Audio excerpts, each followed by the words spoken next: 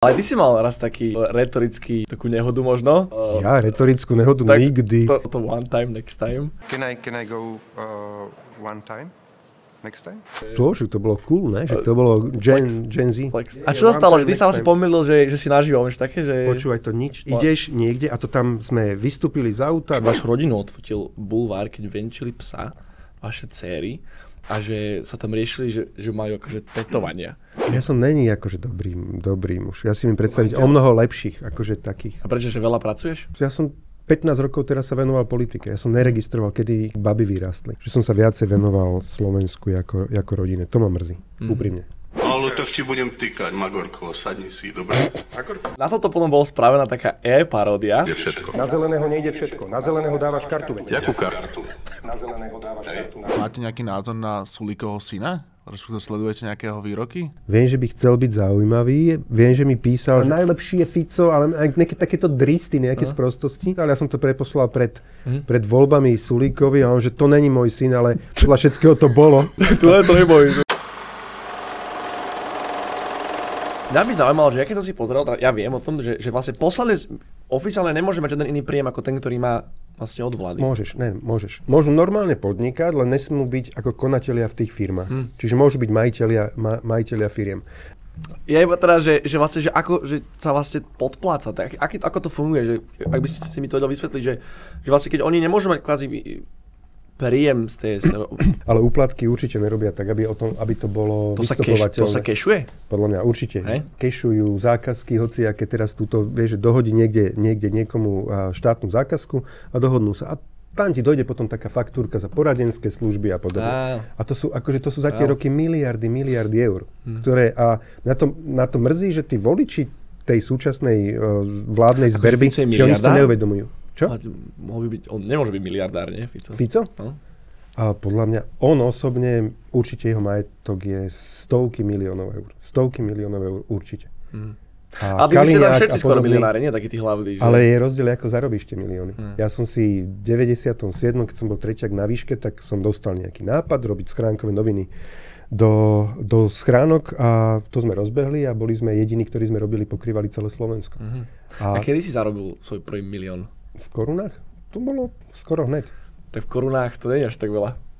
Koľko to je? Matematika? To je tak 30 000 eur podľa mňa. A si dobrý, to si pamätáš? A jak si môžeš potom pamätať, že už dávno, však ty pomaly polku života žiješ v eurovej dobe. Ale však...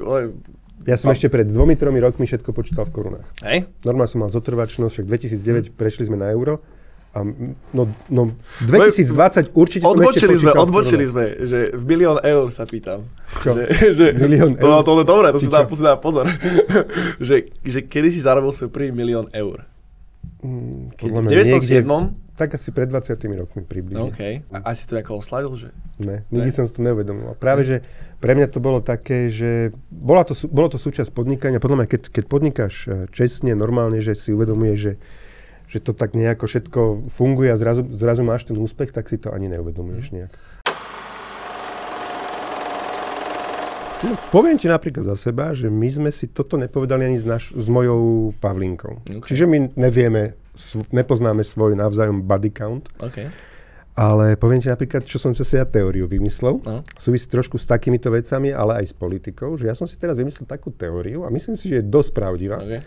Že ak nejaký volič očakáva, že mu bude verný politik, ktorý nie je schopný byť verný ani svojej vlastnej manželke, tak vlastne ten volič je naivný. Čiže keď niekto napríklad od Fica, od Danka, alebo nám to tu ešte vládne, Šutaja Eštoka, keď vidí, že oni sú není schopní ani svojej vlastnej žene byť najbližšiemu človeku verný, a keď majú deti ani svojim deťom, lebo to je tú lásku, keď povieš tej manželke a máš spolu deti, tak je to vlastne aj im by si mal byť verný. A keď týmto nie sú schopní byť verní, tak akože jak môže ten volič od nich očakávať, že on bude plniť sľuby voči nemu, človeku milión, akože radovému voličovi. Takže ja mám takúto teóriu. Ty by si súdil muža, keď by si zistil, že je neverný svojej manželke? Tak by si súdil, ty by si bol taký, že s takým človekom by som nechcel robiť biznis? Že záleží na tom? Lebo či tam je nejaká spojitosť medzi tým, že keď politik nie je schopný byť verný svojej manželke a medzi tým, že nie je schopný byť verný svojim voličom. A ja tam vidím normálne, že akože krásna súvislosť tam je. Že tam korelácia je nádherná. A kebyže stretneš sa s niekým zo svojho klubu, zo svojho tímu a máte teraz takú priateľskú debatu a nejak mu tak ubehne, že ježiš, včera som bol v meste a podvedol som ju, že... Zabolelo by ma to... Dostal by výpoveď? Túto na srdečku by ma to zabolelo. Ale dostal by... Výpoveď by nedostal, ale akože ja som rád, aby sme akože aj to prostredie, alebo tými ľuďmi, ktorými sa obklopujem v politike, tak sú takí, že podľa mňa také čisté duše. No a to sa tak nenosí. Takže nevera sa nenachádza v klube. Podľa mňa to není hodnota, ktorú... Ako ja ju neuznávam, nevyznávam a nemyslím si, že by to malo byť niečo, teda, že wow, to je sexy, to je cool, alebo neviem, povedz mi zase nejaký výraz, že to je taká paráda, že som potom... Čo som to? Jaký si ma to predtým naučil? Flexer, lebo som neverný. A to nie je žiaden flex, nevera není flex. To není flex? Vôbec to nie je flex. Vážne? To normálne? Akože niekto sa tak Gen Z to nepovažuje za flex? To je super, tak nie sme takí skazení, to je dobré. Dobre, čo to znamená slovo cap? Cap? Neviem. Dobre, napríklad ja poviem, že cap je, no dobre. Dobre, cap. No. Napríklad príklad, že ja by som napríklad povedal, že podľa mňa súčasný premiér je najúprimnejší politik na Slovensku. A ty by si povedal, to je úplný cap. No, že úplná blbosť. To je cap? Áno, cap. No, cap je kratšie ako blbosť, no. Že to vidím, že baby u nás doma, oni si prehodia tam niečo, 2-3 slova povedia, ja nič nechytám vôbec, ani obraz, ani zvuk, nič v pohode, ale oni sa smejú navzájom a oni si to asi pochopili, čo si povedali, no a tak čo ja teraz. A ja som zase verný svojej Trnavčine napríklad, a to je zase ten môj svet, ktorý zase nikto druhý mi nemusí brať a kradnúť. Ale ty si mal raz takú nehodu možno? Ja retorickú nehodu nikdy. Ale že to bola ako je to taká najvýznamnejšia. To one time, next time. One time, next time, yeah? To bolo cool, ne? Že to bolo Gen Z. Flex. Podľa mňa si Gen Z adoptovalo one time, next time. One time, next time je akože... Chápeš? Normálne som exportoval. Teraz to používate, všade to používate, hoci ide. A čo sa stalo? Že ty sa asi pomýlil, že si nažival, vieš také, že... Počúvaj, to nič. To je akože ideš niekde a to tam sme vystúpili z auta. A kde si bol? Neviem, to asi v Bruseli bolo. A teda zasadnutie Európskej rady, tam sú premiéry, prezidenti z 27 krajín a meškali sme ešte, alebo jak, a teraz oni tam akože stojí asi 10 kamier, normálne bežne akože iba okolo nich prejdeš a ideš preč. A potom hentom je tá pani, taká smeračka, čo tam robí stále na úrade vlády, iba hovorí, že dajte túto vyjadrenie, alebo čo ja teraz, dobre, čo, neviem čo, bum, bum, bum, a zrazu že ono to išlo naživo. A že si nevedel, že? A tak som bol trošku z toho vyúkaný a potom si ľudia mysleli, že vôbec neviem po anglicky a zase druhá pani mi hovorí, že ale pán premiér, však vaša angličtina je tak o stupeň lepšia ako angličtina pani prezidentky. Prečo to o nej nikto nič nehovorí? Okay. No a to je také, vieš, také zlomyselné potom. A potom si mysleli ľudia, že celá moja angličtina je one time, next time. Ja som našiel článok a by som sa chcel na to spýtať. Vašu rodinu odfotil Bulvár, keď venčili psa, vaše céry, že majú akože tetovania. Že ako, vy ste to videli a že čo si o tom myslíte? Za mňa to je akože dosť drsné, že ja som nevedel, že to takto je, že vychádzajú ľudia, venčí si psa a už sú tam akože fotografovia. Takto, akože keď ideš do politiky, asi myslím si, že všade tak na svete funguje, tak ten bulvár toto robiť bude, lebo čo budú robiť iné? Oni akože takéto prasačinky, hociaké somarinky vyťahujú a asi na tom zakladajú, majú na tom čítanosť, majú na tom reklamu, to ich živí, no tak nech to robia. Akože ja to až tak zásadne neprežívam a teda, že Rebeke vtedy tam objavili, že má nejakú malú kerku niekde na členku, no a čo, tak objavili. Ja súhlasím. Nás akože aj predtým, akože x-krát hoci kde pofotili, ale zároveň, vieš, toto, keď ťa fotí Bulvár, tak si povieš, že no dobre, nech to robí, aj to ich robota. Horší pocit je, keď nejaký Gašpar, ktorý je policajný prezident, ťa dá nezákonne sledovať, čiže bez rozhodnutia súdu a dá ťa sledovať aj s Böderom, a o tom sú teda vlastne však je aj súd, že dajú ťa sledovať, že tajným vlastne, že normálne, že príslušníkom NAKY, policajtom, aby po robote išli sledovať Matoviča, čo robí, kde sa s kým stretá a tak podobne. No a potom aj oni o tom vypovedali. A ty si to všimol? A ja som to aj všimol, akože potom som aj o tom bol vypovedať ako dodatočne, ale ja som nemal o tom dôkaz, že to je. Mal som taký pocit, ale že potom sa mi páčilo, že aký uzáver urobili. Teda Gašpar na mňa s Böderom nasadili teda nakáčov, aby teda po robote sledovali Matoviča, dali mi normálne GPS-ko na auto, aby vedeli teda, kade sa pohybujem. Našiel si to? Nenašiel, ja som o tom nevedel. Ja som jednoducho s tým jazdil mesiace. A jak vieš, že si mal GPS-ko? Lebo to už potom sa priznali k tomu, tí samotní policajti sa priznali, boli aj odsúdení, akože neišli do basy za to, ale aj teda svedčili proti Gašparovi, Böderovi a podobne. Teraz ale sa mi páčilo to, že poslali ich na mňa, lebo teda, aby našli niečo, že čo robím, kde nejaké prasačinky a čím by ma vedeli chytiť, a to som bol vtedy opozičný poslanec. A zvodka na konci po mesiaci sledovania, že vedie nezaujímavý život. Chodí domov a do roboty. A nemali sa čoho chytiť. Okay. A to je dobré. Ale to, čo sa teraz samozrejme dialo, nie je dobré. Neviem, či je dobre viesť nezaujímavý život, ale tak pre mňa aspoň bolo dobre to, že tá nuda ich odpojila od toho, že teda vlastne už ma nesledovali. Ako toto vníma tvoja rodina? Lebo to už je taký naozaj zásah do súkromia, naozaj, ja kebyže mám otca, ktorý... Kebyže mám vôbec otca ináč, ale že kebyže mám otca, ktorý... Máš otca, takto. Víš čo, sme našťastí v dobe, a dúfam, že dlho zostaneme, že každý, kto sa narodí, má svojho otca. Akože áno. Takže máš otca. Takto som máš to nemyslel, ale máš otca. Áno, ale akože sa nepoznáme teda. Ale teda, kebyže mám otca, ktorý je takto známy ako ty, neviem, ako by som to vnímal v takom veku, ako sú tvoje dcery, keď by ma fotili, aby som skončil na titulkách, alebo že aká je tá konverzácia v doma, tvorí to nejakú nevraživú energiu, chápu to, musíš si s nimi nejako sadnúť, musíš to vysvetliť, alebo že čože, lebo nie je to normálne, nie? Tak, není to normálne, ale úprimne ti poviem, nejak príliš to neriešime a možno poviem tak, že či už Pavlinka alebo Babi, obidve sú v tejto veci ku mne také nejaké milosrdné, že vedia, že to je nejaké ten collateral damage, ktorý tým, že do tej politiky ideš, tak to spôsobí a vlastne musíš s tým počítať a nevieš sa toho vlastne reálne ani zbaviť. Toho bulváru, keď nemajú o čom písať, no tak si povedia, tak chod tam odfotiť Matoviča. Bola taká, že možno Rebeka došla, že aha, že som...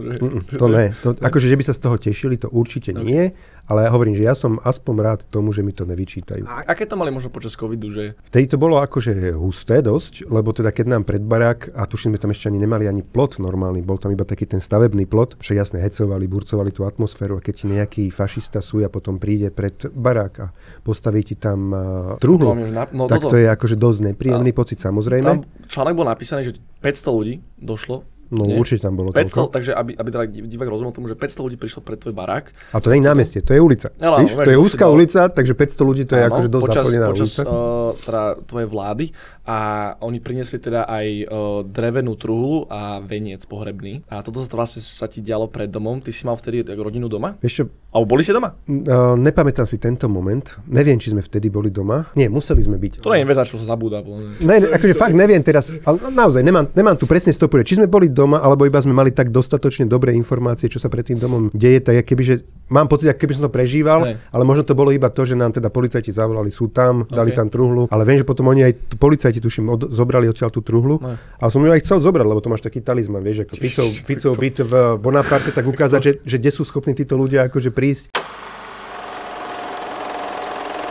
Čo si myslíš o tom, že by sa Rytmus chcel stať ministrom kultúry? Kedykoľvek. Áno? A prečo ne? Keď je Šimkovičová, prečo by nemohol byť Rytmus? Podľa mňa máš 5 400 000 ľudí. Absolútne dno zo všetkých najnevhodnejší človek, ktorý môže byť akože ministrom kultúry je Šimkovičová. To znamená, že všetci ostatní sme na to. Čiže každý, kto príde, tak je určite posunieme ministerstvo kultúry dopredu v porovnaní s tým odpadom, čo tam momentálne je. Takže Rytmus by bol lepší minister kultúry ako pani Šimkovičová. Na 1000% by bol lepší. Akože kdokoľvek bude normálne, že Káčera kúpiš v Dráčiku, tak ten bude lepší ako Šimkovičová minister kultúry. Tak prečo by nemohol byť Rytmus? Okay. Či? Ja tým nehovorím, že by bol dokonalý, že by bol dobrý, ale hovorím, že na 100% by bol na 1000%, že by bol lepší. Mal si niekedy zlomené srdce? Zlomené srdce, vieš čo, pomágané. Pomágané? Takéto. Okay. A zlomené srdce, akože jasné, že má zlomené srdce. Plakal si kvôli žene? Víš čo, to asi nedofra. Fakt? Rozmýšľam. Ani rozchod, nič? Plakať kvôli žene? Normálne, ja som plakal kvôli ženám, Ježiš. Už minimálne kvôli 2. Každý rozchod, čo som mal 3 frajerky, tak po každý som plakal. Plakať som plakal, akože to určite, že x-krát, veľakrát v živote, ale teraz rozmýšľam, že kvôli žene ne. No tak ale to je Sigma inač. Kvôli žene Sigma neplatil. Fakt? Jo, ženy, čo? Že... Ale takto. Ale možno to je aj o tom, vieš, že jednoducho, keď si verný 25 rokov svojej vlastnej žene, 26, alebo koľko sme už spolu, tak potom nemáš ten priestor preto, aby si plakal, lebo však jednoducho máš tu jednu a či? Čo je kľúč takéhoto dlhodobého vzťahu? 25 rokov, to je viac ako môj život. Poviem ti najprv, my sa zoznámili s Pavlinkou. Chceš vedieť? Jasné. Tak to bolo, že začínali sme vlastne s tou firmou, začali sme vydávať noviny a mali sme na takom intraku na prednádraží, kde som býval v Trnave. Spodné 2 poschodia boli pre firmy. Ja som tam teda išiel. To bolo 10:30 večer. A jak som vošiel do toho foaje, také prítmie tam bolo, a kvetinová scéna, za to kvetinovou scénou pozerám, že tuším tam nejaké baby sedia, alebo tak som tam nakúkol cez tú kvetinovú scénu a kúkam, že tam 3 baby hrali karty. Okay. Tak si hovorím, že baby, ale však to by malo sa karty do páru, nie? A oni, že... Dobre. A oni, že... No však keď chceš, tak poď. A tak som si sadol vedľa Pavlinky a odtedy som si neodsadol. Tak sme sa zoznámili, aby si vedel. A potom, čo sa pýtal, a to ti chcem povedať, že ako udržať, no Pavlinka úprimne x krát ma chcela vrátiť mamine. A prečo ťa chcela vrátiť? To som sa aj nepýtal. Ale akože určite by mala krajší život, kebyže si zobere lepšieho muža, Pavlinka myslím, ale tak... Ale to sa nie. Ja neviem. To je také. Ja som není akože dobrý muž. Ja si mi predstaviť o mnoho lepších, akože takých. A prečo, že veľa pracuješ? Ja som 15 rokov teraz sa venoval politike. Ja som neregistroval, kedy baby vyrástli. Rebeka mala 3 roky, tak som sa rozhodol presne v ten deň v podstate do tej politiky ísť. 21. august, čiže 2008. Roku som sa rozhodol a potom som zrazu zistil, že je dospelá. Víš, že ja som tí roky tak rýchlo prebehol a to aj sa snažím teraz, keď aj chalani nejakí prídu k nám a začnú a teraz zrazu majú prvé bábo alebo tak im sa snažím hovoriť, že aby sa im to nestalo. Zase to není dobrý pocit, vieš. Takže z tohto pohľadu určite o mnoho lepší som mohol byť manžel, že som sa viacej venoval Slovensku ako rodine. To ma mrzí, úprimne. Ty keď si teraz sa stal premiérom, tvoja rodina sa tešila s tebou? Lebo to, už predtým si bol neprítomný otec, alebo tak si to hovoril, že nebol si v tých životoch, lebo si nevidel si vyrásť svoje dcery. Nech sa hovorí, že si bol neprítomný, to si možno trošku prepal. Dobre si to povedal? Dobre si to povedal. Akože v podstate veľakrát, áno, na 90% duchom neprítomný. Aj si s nimi a nie si s nimi, lebo jednoducho stále máš v hlave niečo, že bojuješ tu s nejakým molochom. Nie biznis. Pardon, to... Slovensko. Ale že ako oni reagovali na to, keď sa stal premiérom? Lebo to bolo už očividné, že to už budeš ešte viac asi neprítomný, nie? Ešte hovorím, že my sme tieto situácie prechádzali tak v rodine skorej tým mlčaním, ale ja to beriem ako, že v podstate, že ak by sme sa o tom začali baviť, tak si myslím, že skorej mohli by prísť na rad nejaké možno výčitky a oni tým, že mlčali, tak vlastne mi robili veľkú takú láskavosť. Takže nevyčítali mi to, ale určite to nebolo pre ne príjemné. Takže nebola to oslava doma, keď si sa stal premiérom? Určite ne. To vidíme, že títo, keď vyhrajú voľby, tak je hurá, všetko, ale...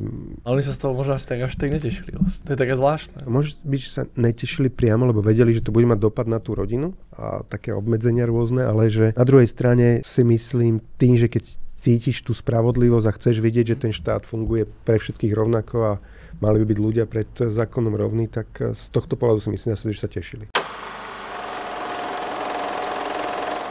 Máte nejaký názor na Sulíkovho syna? Respektíve sledujete nejakého výroky? Zachytili? Viem, že je. Viem, že rúbe dosť vulgárne veci nejaké. Viem, že by chcel byť zaujímavý. Viem, že mi písal, že aby som prišiel k nemu na rozhovor, lebo má strašnú sledovanosť. Nemá, nič oproti nám. Nič. Ale... Fajči handry, nič. Toto je jedno. A potom, čo som videl, že...